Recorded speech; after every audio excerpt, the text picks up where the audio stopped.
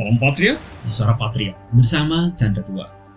Sebuah kenyataan pahit yang tak bisa diabaikan di balik asap tebal protes dan kerusuhan yang mengguncang kota-kota besar Amerika seperti Los Angeles beberapa waktu yang lalu, ternyata ada tangan-tangan asing yang sedang bermain, tangan-tangan merah dari Beijing. Partai Komunis China atau PKC kini tak hanya bermain dalam ranah diplomasi dan perdagangan global. Mereka telah naik level menjadikan demokrasi Amerika sebagai ladang eksperimen ideologis.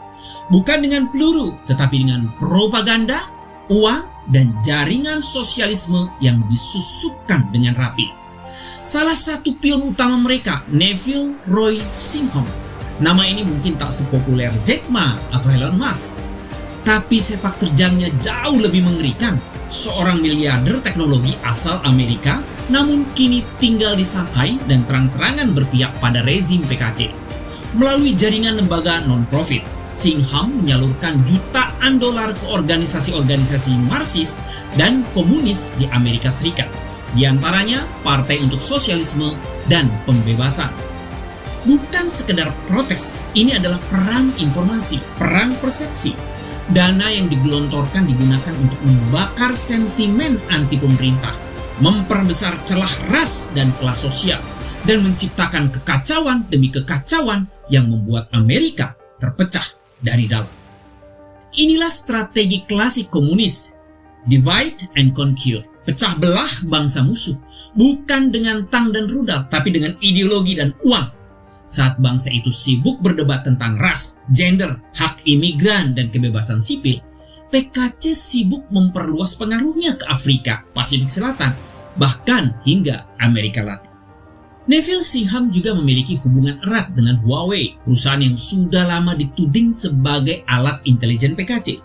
Kita tahu, teknologi adalah senjata baru dan kini kekacauan sosial di AS menjadi komoditas utama yang mereka perdagangkan dengan kepentingan global.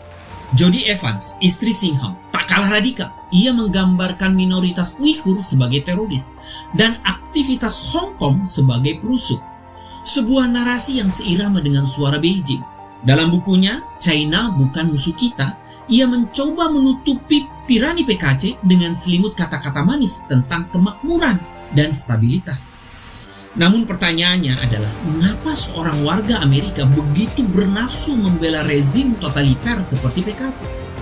Jawabannya satu, ideologi komunis tidak mengenal batas negara. Ia menyusup ke dalam hati yang kecewa, ke kepala yang lapar akan perubahan, ke komunitas yang merasa terpinggirkan. Ini bukan soal Neville Singham, ini soal strategi besar PKC. Mereka tahu bahwa untuk menjatuhkan Amerika Serikat, mereka tak perlu berperang secara langsung. Cukup menanam benih perpecahan, menyiramnya dengan dana gelap, dan memanen kekacauan. DPR AS kini sudah mulai menyelidiki. FBI juga turun tangan. Tapi kita harus bertanya, sudah sejauh mana infiltrasi ini terjadi? Sudah berapa banyak organisasi, partai politik, media, bahkan kampus-kampus yang diam-diam disusupi oleh agenda PKC. Rakyat Indonesia harus belajar dari sini. Jangan pernah remehkan kekuatan komunisme yang menyusup. Jangan percaya pada narasi bahwa komunisme telah mati.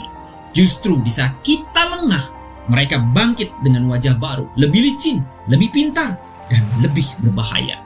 Komunisme tidak mati, bahkan sedang menguasai dunia dengan wajah barunya. PKC tidak pernah berhenti. Mereka tidak hanya ingin menjatuhkan Amerika, mereka ingin mengatur dunia. Dan langkah pertama mereka adalah membuat demokrasi dunia terpecah, kacau, dan kehilangan arah.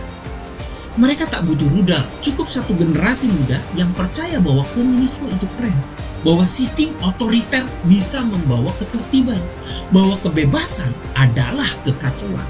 Inilah perang paling licik di era modern, perang ideologi di balik layar teknologi dan dana gelap. Waspadalah, karena jika Amerika bisa dipecah, dunia bisa dijajah. Komunisme adalah jalan buntu. Setialah pada Pancasila, kembali rebut kedaulatan bangsa dari PKC. Salam Patriot untuk Indonesia berdaulat.